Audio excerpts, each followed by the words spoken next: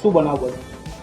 मैं भानु प्रताप सोसायटी में रहूँ छूँ किशनवाड़ी પાસે અને કાલે રાત્રે મારી પાસે મેં એ લોકો પાસે પૈસા માંગતો હતો તો એ લોકો મને રાત્રે 8 વાગે બોલાવ્યા હતા કે તમે આવો પાણીની ટાંકી પાસે સુપર બેકરી સામે પાણીની ટાંકી છે ત્યાં તમે આવો.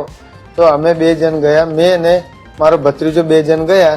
ત્યાં આગળ એ લોકો ઊભા હતા, ત્યાં આગળ મારપીટ કરવા ઊભા હતા. ત્યાંથી અમે પાછા ભાગીને ઝઘડો ત્યાં થયો.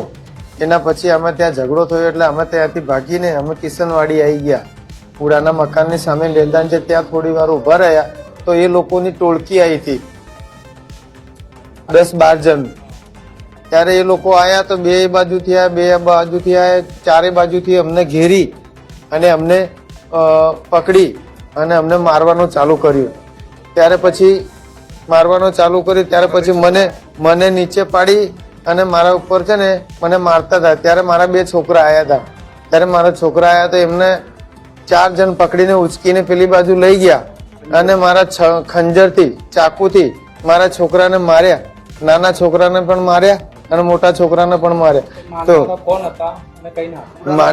મારનારા હતા લક્ષ્મીનગરના રમેશભાઈ વણજારા, વિક્રમભાઈ વણજારા, વિનોદભાઈ વણજારા, પછી ધમાભાઈ વણજારા, એના પછી વિષ્ણુભાઈ વણજારા, એમના પછી કાલુભાઈ વણજારા, એમના પછી અજય વણજારા અને એ બધા 10-12 જણ આદમી છે.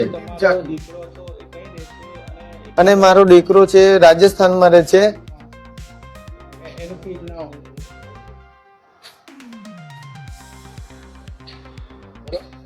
મારો છોકરો રાજસ્થાનમાં રહે છે.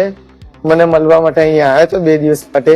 તો 2 દિવસમાં કાલે એમને મારે મૂકવા જવાનું હતું રાજસ્થાન. તો ગઈ રાત્રે આ ઘટના ઘટી એટલે મારા છોકરાને ચાકુ મારી. હવે તમારી શું માંગ?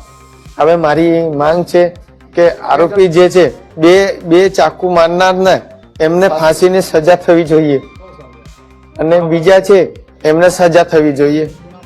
મારું નામ છે વિક્રમભાઈ ગોરધનભાઈ વણજારા. मैं राजस्थान ની રહેવાસી છું. મારું છોકરાનું નામ છે સુમિતભાઈ વિક્રમભાઈ વણજારા.